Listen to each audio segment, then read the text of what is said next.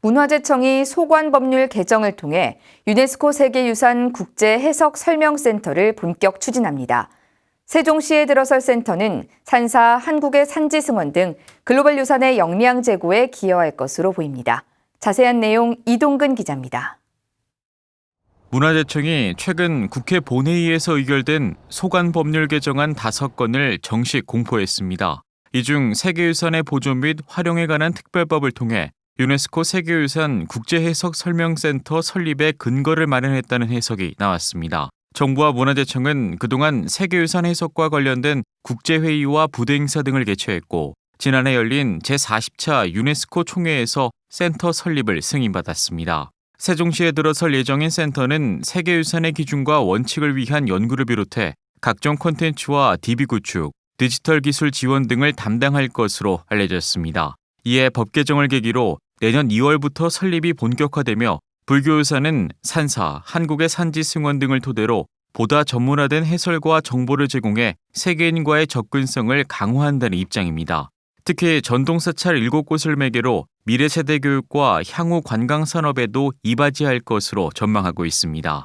이 센터를 통해서 저희가 해석과 설명의 원칙이라든가 시범 프로그램 같은 거를 시작을 하게 되면 전체적인 가치 좀 더 자세하게 제공을 해드릴 수가 있으니까 세계유산으로서의 산사가 어떠한 유산인가 좀 더 잘 이해를 하실 수가 있게 되고 매장문화재 보호 및 조사에 관한 법률도 개정돼 보존 유적의 토지 매입 대상이 확대됐습니다. 이에 따라 문화재가 발굴된 해당 토지만 매입이 가능하다는 맹점을 메울 것으로 전망됩니다.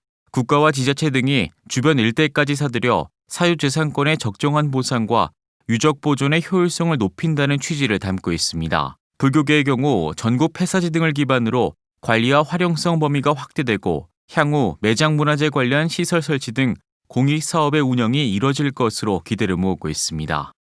매장문화재 보호 등을 위하여 특별히 발굴할 필요가 있다고 판단하는 지역, 여기 춘천 중도를 염두에 둔 그런 게 아닌가 싶은데요. 그걸 좀 확대적으로 해석해서 이게 좋은 쪽으로 법이 잘 준용이 되면은 좋은 결과가 있을 거라고 생각합니다. 크게 학문적으로 깊이 들어가는 것이 아니기 때문에 꾸준히 모니터링을 해서 살펴봐야 될 필요가 있을 것입니다.